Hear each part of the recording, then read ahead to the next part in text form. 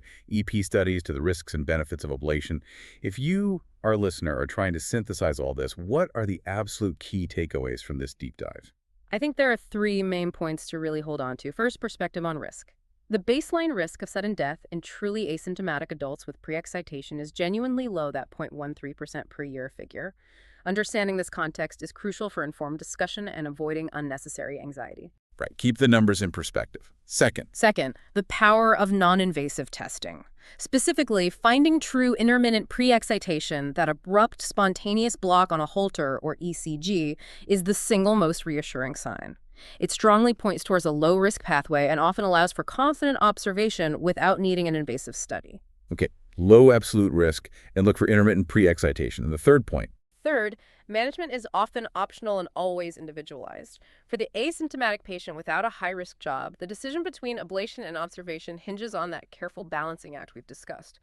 weighing the small procedural risks, especially AV block determined by pathway location, against the small inherent lifetime risk of the pathway itself. It requires a deep shared conversation.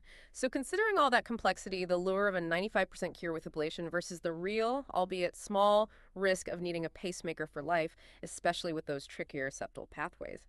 Here's something to think about. Imagine you're counseling a young asymptomatic patient, not an athlete, not a pilot who has a paraseptal accessory pathway. The EP study shows it's potentially high risk, but ablating it carries maybe a 2% chance of causing AV block. How would you, personally, weigh the potential decades-long burden of pacemaker replacements and lead issues against that persistent but very low 0.13% annual risk of something terrible happening if you just observed? It's not an easy call, is it? It certainly isn't. A fascinating challenge in risk communication and shared decision-making. Thank you for watching The Funnel Effect.